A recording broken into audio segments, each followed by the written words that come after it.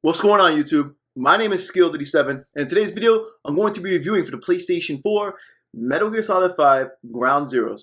So this game's been met with a lot of mixed reviews, and which is actually pretty fucking interesting. Hideo Kojima stated that he was ready for these mixed reviews, he was ready for the mixed emotions, he doesn't care. And because he understands the mindset of people from the West versus the East. He understands that the mentality of people is different. A lot of people that understand the concept of this are more understanding of the price tag, as were the people who are just casuals and let the media tell them what's what, or they bandwagon shit. He was ready for all that. So this game's getting a lot of positive feedback from the bigger sites, the more well-known sites, and then from a lot of lesser sites that need to put out bullshit articles just so the site actually gets hit, because their reviews are worthless in the fucking first place, and it's the reason they actually have to work for a shitty site because they don't know what they're doing. Yeah, a lot of YouTubers on YouTube playing the game, talking about they beat it and so, and then that's it, and they reviewed the game. People like those I don't respect. I don't respect these casual-minded. I like to use this term a lot. I use the term uneducated. I have started calling a lot of gamers who don't do their own research, who don't just utilize Google, who don't go out their way to go to websites and forums, who don't like to do research. I classify you as the uneducated. You're a heathen in my book, honestly. You are not really what I would consider a gamer, regardless of how many hours you put into your favorite game, because you're just missing so many traits and aspects of what makes you a gamer. Just playing games really just doesn't make you a gamer in my book. There's more to it than that. Do you understand games? Or do you understand the business aspect of gaming? Or do you just this guy that plays video games and iPhone games? No, I mean, come on. There really is a big difference between the guy that just plays games and the guy that really understands gaming in general. So everyone knows that I'm a big Metal Gear Solid fan, hence my name as a snake. But as always, I'll do my best to give you an unbiased, well thought out review of this game. And I didn't just beat the game and I was like, let me review it. No, I spent about 8 hours with this game. Okay, 8 hours I feel help me justify my score better and recommendation to get this product. And I must say that I felt like for $30. I'm getting my money's worth, and I'm having quite a blast playing this game. Not because I'm a Metal Gear Solid fan, but for what I'm actually getting out of this $30 product. For those who are unaware, Metal Gear Solid 5 will be released in 2 different games. Ground Zeroes being the prologue, which takes place in the 1970s, and then Metal Gear Solid 5: The Phantom Pain, which takes place, I believe, 10 years in the future. All right. Phantom Pain is going to be the Metal Gear Solid 5 experience, which will feature a humongous open world, hours upon hours of content. Metal Gear Solid 5 Ground Zeroes was designed to be a prologue to help you get on track with the story, help you get caught up with what's going on. It gives you some backstory, and it prepares you with these side missions. I actually see what they do with the side missions. And I feel Ground Zeroes is an attempt to get you amped and ready for the Phantom Pain. It's not a demo. A lot of people are calling this a demo, and then you get the crybabies typically on the PlayStation blog talking about why does this demo cost $30? It's not a demo. Metal Gear Solid 5 Ground Zero, it's its own game. The content and everything in this game, including the prologue and main story mission itself, will not be featured in the Phantom Pain. Okay? It won't. Also, getting this game entitles you to rewards and unlocks for the Phantom Pain. Metal Gear Solid 5 Ground Zeroes, just a really nice game. When I played the story mode for the first time, I tried playing on hard mode. The game didn't allow me to. You have to beat the game on normal mode first. So you go through the story mode. I took my damn sweet ass fucking time. I really enjoyed this new open world concept. I was really fucking with the controls. I was really enjoying the new mechanics of what Snake can now do. I was really just admiring the graphics and the fluidity of the game. And by the time I beat the story mode the first time, it was about 2.5 hours. 2.5 hours of trial and error, fucking around with shit. I just had a blast playing. I loved exploring. I loved pressing forward. I loved going forward. I loved messing around with the bad guys, seeing what the enemies are capable of doing, what they're capable of in terms of, if I'm spotted. I was fucking with the new reflex system. Wow, my nose so itchy. And I was just having a blast. When I finally beat the game, and you go through the Michael Bay cutscene, which is actually very well done, and you notice something. Kojima's taken Metal Gear Solid 5, Metal Gear in general, into a darker theme. Like the cutscene that you treated to once you complete your mission was really dark compared to previous Metal Gear Solid games. Like typical Solid Metal Gear games, you got the enemies who, you got your typical soldiers, and then you got your main bad guy that just blow your mind like, whoa, what's this guy all about? So, yeah, I really was satisfied when I beat the game. When I got that cutscene, I was like, this is nice. I mean, then it gets you really amped up. The credits roll, and then you get you amped up for the Phantom Pain. You're like, yo, this is going to be fucking boss. I beat the game after the credits, and it gives me a bunch of unlocks. It gave me hard mode for story mode. It gave me a bunch of new weaponry, and it gave me a bunch of challenges. So I'm like, all right, cool. So I get back to the main menu. It's fucking annoying already. I get back to the main menu, and I'm told I unlocked a bunch of side missions. I'm like, all right, badass, let me do these side missions. I noticed on the bottom left of my screen, it said percentage. It's telling me how much percentage of the game I've actually completed. So I got 2.5 hours to the game at this point. I do a couple side missions. First side mission, I had me taking out two targets that I had to identify from a distance, and if I got caught, the base would be on alert, and then shit would hit the fan, and then I have to go chase the other guy. That took me about 20-30 minutes. The next mission was very interesting, where everyone's on Facebook already spoiling it, so I'm going to spoil it here, where I have to protect the VIP, and he's going through some Michael Bay shit to get away from the enemy, and then we finally save him, he puts on his glasses, it's fucking Hideo Kojima. I'm like, okay, cool story, bro. Next mission had me going around trying to identify a certain individual, you get information out of him, and then you have to go get a cassette tape, and bam, that took me another half hour. Then the next mission, I had to go blow some shit up, which actually took me about 45 minutes, and I kept getting fucking caught because enemies can see from a crazy distance in this fucking game.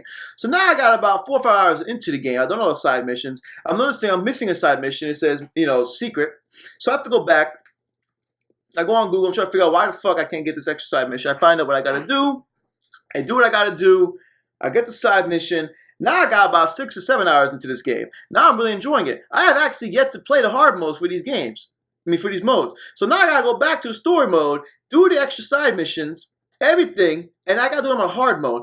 Plus, go to get other things like, collect a couple of collectibles and shit like that, on top of all the replayability I'm already getting. So yeah, I'm sorry, world. For 30 bucks, I'm having a lot of fun with this game. I'm getting my times where I'm not even halfway. I am not even halfway through what's actually available content-wise with this game, and all the bigger sites that actually give you, the correct information, also the same thing. This game has intense replayability. There's a lot to unlock, a lot to experience, and every side mission being played differently, one of which actually forcing you to get caught and start shooting shit like that, crazy fucking bananas. I see what they're doing with these side missions. I see what they're doing with this. The story mission gives you the Metal Gear Solid 5 taste, and every side mission trains you on the new mechanics and gives you an idea of how you can actually approach the game when the Phantom Pain comes out. So for $30, you're gonna get this, beast-ass $30 game. You're gonna get this fucking game. You're gonna get story mode, side missions with high replayability, unlockables, and it's gonna get you amped up as shit. So yeah, it's justified. And so by the time I'm actually done with this game, I'm gonna have close to 20 hours into this game. I pay $60 for games where I get bored in the first hour or two. I pay $60 for games where I beat in fucking 2 hours. Okay, this isn't nothing new. And then people speedrunning the game, that's nothing new. Speedrunning Metal Gear Solid has always been, in a sense, tradition. Okay, you can beat every single Metal Gear Solid game in under an hour. So I don't see what the big deal is. All of a sudden, you play Metal Gear Solid 5 Ground Zeroes, people talk about beat the game in 30 minutes. What do you fucking do? Okay, I can do that in Dark Souls 2. Excuse me, in Dark Souls 1. I can do it in Demon Souls. I can do it in a bunch of other fucking modern games. What do you fucking do? It's kind of the point of a speed run, to beat it in the quickest time possible. So let me talk about the nitty gritty, the very specific shit. Graphically, this game is fucking beautiful. I was actually really caught off guard at how well the characters look, the attention to detail on the enemies. I'm not going to front though, sometimes the environment, I play in the PS4 version, the environment, while it looks fantastic and while the weather looks good, some parts of the environment, things that I really wouldn't consider important, well obviously, because I don't consider important, I did the developers, not everything in the environment looks perfect, but everything does look passable, especially character models. Animation-wise, the game is fucking gorgeous.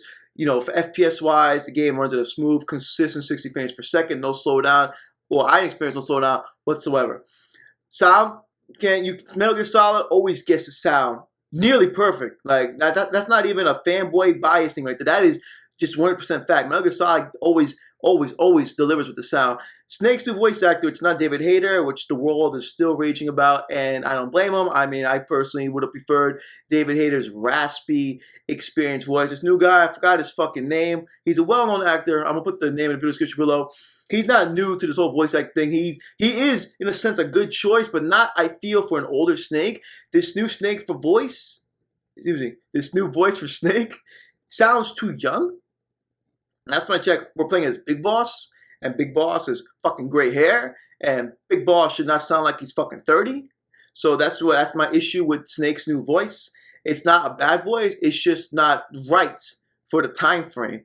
You know, Big Boss is not a young man. He's up there. So I don't understand why you would give him such a young voice at this point of the Big Boss thing. Like, you know, if this was Snake, and if they remade Metal Gear Solid 1 and they used this new voice actor, it would have made sense. It's a young clone Snake. Okay, that makes sense. Not Big Boss. His voice is too. It doesn't take away from the game. It's more of a just like, why? It really wasn't necessary. Was David Hayter asking for too much money? I understand that you want to take Metal Gear Solid in a new step. I understand you want a darker tone, but giving Snake a younger voice is not exactly the direction everyone was really hoping you'd go with that. Good job, Kojima. GG.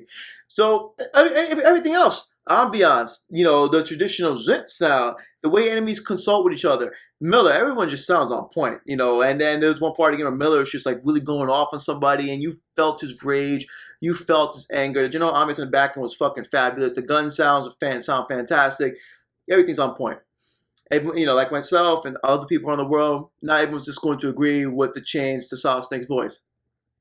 It is what it is. Control-wise, game, you know, controlling Snake has never been easier. It's fucking fluid. It's responsive. I noticed a couple things. Maybe it's just me. A couple things I noticed about the controls. I noticed I couldn't sidestep no more. In Metal Gear Solid 4, if you went to first-person view mode and you held your gun up, you can do a little sidestep. That was a very popular tactic to utilize in Metal Gear Online. I could not do this tactic. Maybe I'm not pressing the right button. Maybe I didn't notice. Maybe they removed it. I thought that was awkward because that was a very useful feature. So Metal Gear Solid 4, playing single player, just pop around the corner, kill someone real quick. I couldn't do that in this game. I was like, wait a minute, that was a key feature of Metal Gear Solid 4. Why did they remove that? That was also Metal Gear Solid 3. So I don't understand. Maybe it's me. Maybe I fucked up. Maybe I fucked with the controls. If I fucked up, correct me in the comment section below, please. Thank you. Managing inventory was really caught me off guard. The game went for a more modern mechanic where each button there's 4 buttons on the D-pad, obviously, up, left, down, right, and pressing one, it quick swaps to that weapon. So up manages your heavy weapons, down manages your sidearm, and left and right your grenade and your right manages your grenades, your magazines, and left does, like, you know, your thermal vision and shit like that. And I was confused by this because for years this has always worked. You would simply hold L2 and then the game would freeze, and you while holding L2 or R2, L2 being your inventory and R2 being your weapons, you would just scroll through your fucking endless black hole of a bag of inventory and you script whatever you want. And that seemed to have been removed. Now you got the quick swap, you know, ideas and concept. And if you hold a specific direction, like if you hold up, all your inventory of your rifles comes up, and then you pick the one you want to be on quick swap. So it works that way for all the buttons. Now it's cool. The quick swapping concept works, but for a game like Metal Gear where you have a fuck ton of shit, it was annoying because you don't freeze the world no more. Now when you go into the inventory, the game's still playing. You don't freeze the world no more, and you can't just switch on the fly. Like, you know, when you're fighting a boss, you get hit, you fucking freeze the game, heal yourself up, go back to something else. It's not there no more. It's not a bad change. It's not a negative change. It's not going to really impact the game at all. It's just another change of something that was just traditionally a Metal Gear thing that didn't need to be changed. Another thing I noticed is you can't teabag no more. That's always been in Metal Gear. You can just spam X and Snake jumps up and down and he teabags you off the floor, and they got rid of it, and I was all like, no, I don't do that shit. I'm like, no. Can't teabag enemies no more. I actually love teabagging online, Metal Gear Online, so I'm wondering when we get Metal Gear Online for Metal Gear Solid 5, we can't teabag no more. That's bullshit. Fuck. Let me see, what else? I'll talk about the controls real quick. No, the controls are fine. Another mechanic they seem to remove is the ideas of rations. They removed rations. Now, this is the first Metal Gear Solid game where you have regenerating health.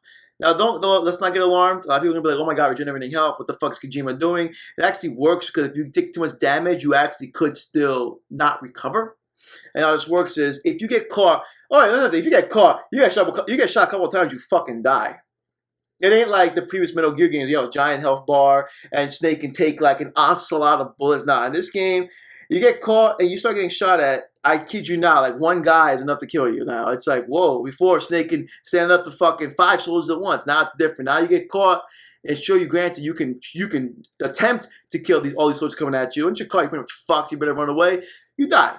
You get shot, your screen starts getting bloody, the bullet shots are on the screen, and if you get injured too much, Snake has to perform first aid on himself. Not like Metal Gear Solid 3, where you have to open up a menu, it's different. You just gotta find a safe corner, hold triangle, he pulls out the Resident Evil first aid spray, he sprays himself, and by some miraculous fucking coming of Christ, he heals himself. I don't understand how that works. It's Hideo Kojima, it's his game, but whatever. He pulls out the first aid kit, he goes, Capcom, and he fucking heals himself. It's fucking cool. I thought it was cool. Was it a necessary change? No. Is it a welcome change? Not necessarily. Not everyone's going to feel like, oh, that was necessary. The game got rid of a lot of things that made Metal Gear, like the inventory management, the ration concept of like the ration concept was stupid, but it was awesome. Like you equip a ration, a tank launches a barrage of shit at you, and Snake gets fucking blown up. But, it's okay, though, because in the world of Metal Gear Solid, he eats a ration, and he recovers from a fucking tank shooting a missile at him. It makes a lot of sense, right? But guess what? We got rid of it for something more realistic now. New mechanic for Snake is he can sprint. This makes a lot of sense because the game is open world. When you put Metal Gear Solid 5 The Phantom Pain, Snake will be traveling on horseback. He will be able to call in a helicopter, taking from point A to point B, because the map is fucking gigantic as fuck. So a sprinting mechanic does make a lot of sense. And sprinting is really fucking effective when you get caught. Another mechanic that adds to the game is the reflex mechanic, which can be turned off if you are a true Metal Gear Solid fan. The reflex mechanic was introduced to assist the lesser, weaker stealth soldiers of, our modern gaming generation, aka pretty much 100% of these modern kids, because these modern kids think every fucking game has to be Call of Duty. Bunch of fucking losers. So, with the reflex mechanic, basically now if you get caught, the game slows down, Max Payne style. You have 5 seconds to take out the person who saw you, or he will call for backup. AKA, you're running down, you're walking around, you hit a little exclamation point go above the enemy's head, the game slows down, you go into first person view mode, you have 5 seconds to pop him in the fucking face. If you do not successfully take that good pop shot, he will call for backup. You're pretty much fucked. Another thing I got rid of is the concept of a map in the top left hand, right hand corner of the screen. There is no map. You must utilize your iDroid. Yeah, it's 1975, and you have a fucking iDroid. You pull out iDroid, and you get to see an overhead view of your map. You get to put checkpoints on the map, and you must constantly pull the map up to see what's on the map. The map's not on your screen. So due to no map being on the screen and a reflex mechanic, you now have to do things Far Cry 3 style and try to get leverage. You have to try to get leverage and pull out your binoculars. Binoculars have been a Metal Gear Solid staple for years, never really being useful outside of a cutscene.